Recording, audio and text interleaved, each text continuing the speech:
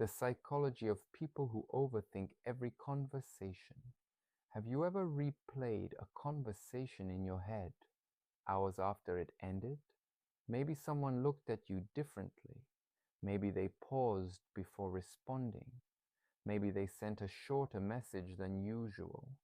And suddenly, your mind starts creating possibilities. Did I say something wrong? Did I offend them? Do they see me differently now?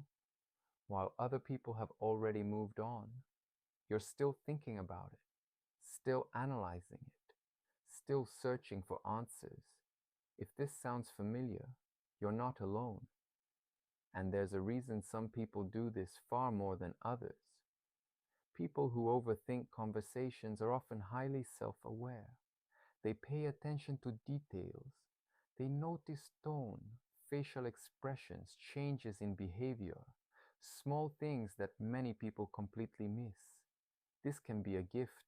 It can make someone thoughtful, empathetic, emotionally intelligent. But when taken too far, that same awareness can become exhausting because the mind never fully switches off.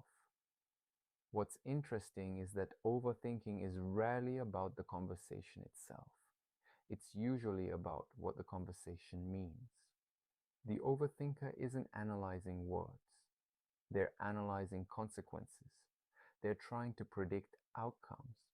They're looking for hidden meanings, trying to avoid mistakes, trying to avoid rejection, trying to avoid embarrassment. And that's where the cycle begins. For many people, this habit started years ago, especially in environments where they felt judged, criticized, or emotionally unsafe. When a person learns that mistakes can lead to conflict, their brain becomes more alert, more cautious, more watchful.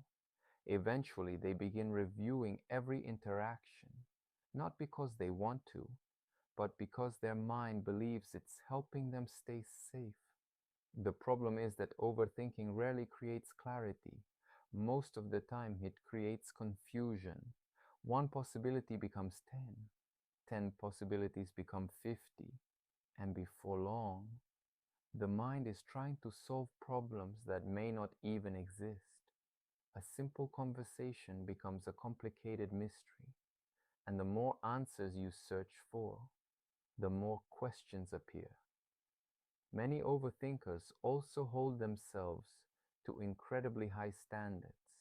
They want to say the right thing, make a good impression, avoid disappointing others. They care deeply about how their words affect people, which sounds positive, until they start expecting perfection from themselves, because perfection is impossible.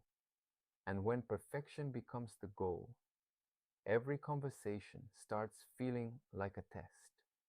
The strange thing is, most people aren't thinking about you nearly as much as you think they are. They're focused on their own lives, their own worries, their own insecurities, while you're replaying a conversation for the 10th time. The other person may have forgotten it completely. The truth is, people who overthink every conversation usually aren't shallow people. They're thoughtful people, caring people, people who want connection, people who want to be understood.